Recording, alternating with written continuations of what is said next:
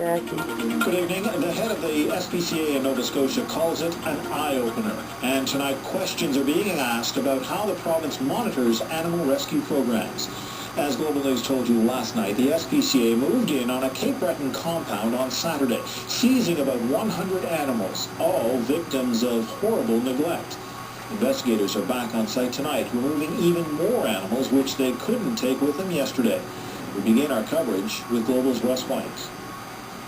This is one of dozens of animals still inside Celtic Pets Rescue near Port Hawkesbury.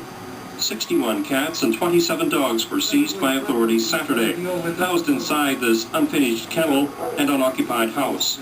Cats were running free in the basement amid high ammonia levels from a sewage backup. Dead animals were found. Others had untended injuries. Neighbor Guido Scharfenberg alerted authorities. In my opinion, it is neglect if you don't show up for 4 days, if you don't feed the animals for 4 days, don't water them, don't clean them for even more than 4 or 5 or 6 days. This is clearly neglect for me. The SPCA entered the buildings with a warrant Saturday. Scharfenberg, who moved to West Bay 3.5 years ago, was elated. Yes, very relieved. It was time. Celtic Pets Rescue is a private operation run by Zonda McIsaac of Port Hastings. Global News tried to contact her at her residence, but she wasn't home. She also did not return our calls. The McIsaacs and Scharfenbergs are in the middle of a civil dispute over land.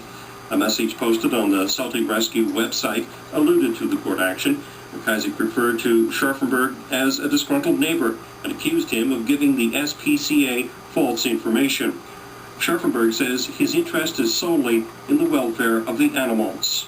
The media means you really tries to get enough good-natured people who take these animals and show them what's a loving home.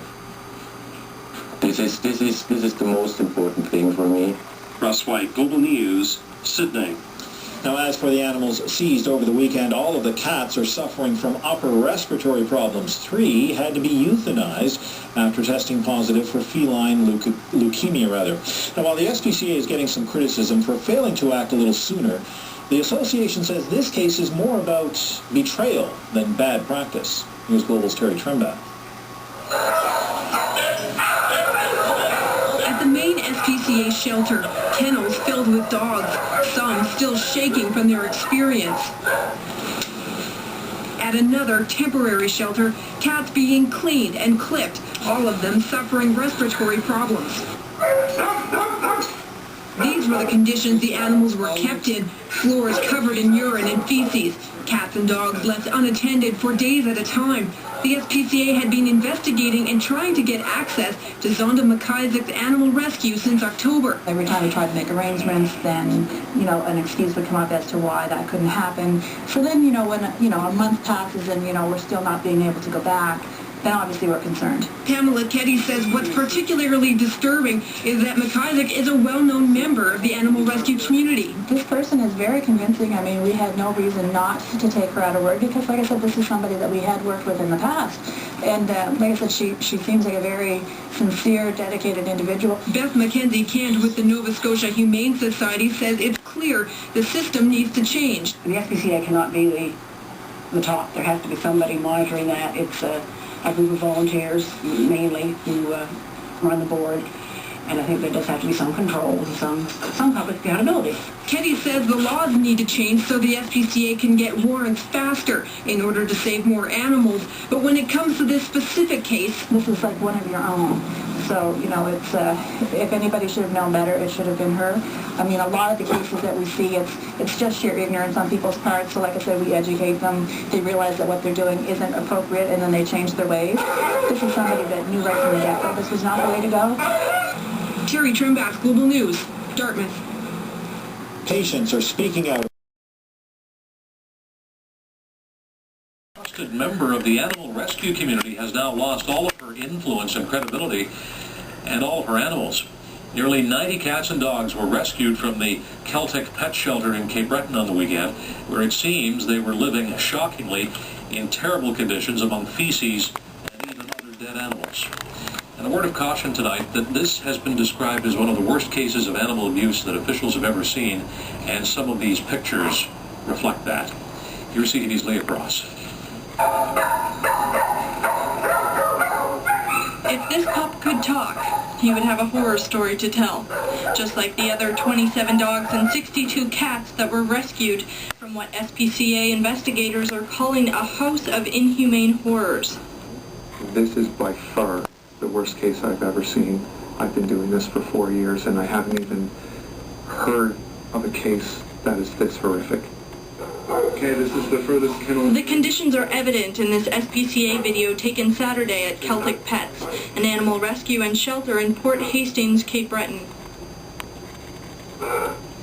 2 buildings were raided, one where dogs were forced to live in their own feces, many now unsocialized. In the other building, dozens of cats. There was a kitten in the front of the kennel and a kitten in front of the kennel and a kitten in the rear of the kennel. We later discovered that the kitten in the front of the kennel was dead. And the kitten in the rear of the kennel was staying as far to the rear as they could. No one at Celtic Pets, which is owned by Zonda McIsaac, would speak with CTV News. But Guido Schwarfenberg, a neighbor who reported the abuse to authorities, had plenty to say. It was extremely loud all the time, and especially during the time she wasn't showing up for, let's say, 2 or 3 days. The crying, the yupping, the whimpering. Investigators suspect the animals were neglected for close to 3 days at a time. Like many animal advocates, Nova Scotia SPCA President Pamela Keddy says she's shocked. It's very upsetting because, like I said, this is like one of your own. So, you know, it's if anybody should have known better, it should have been her. McIsaac fostered out pets for many years with no problems. She opened the shelter about 2 years ago. The SPCA doesn't know when the abuse started or why they didn't see it coming. Our detriment, we were maybe a little bit too trusting with this person, so we've definitely learned a lesson. Unfortunately, not soon enough for these animals. And there are security guards at the SPCA tonight, and that's because they've heard that the owner of Celtic Pets may attempt to take back the animals that were rescued on Saturday. As far as charges go, that could take weeks. Leah, thank you. You're welcome. CTV's Leah Cross tonight in Halifax. Well, for the first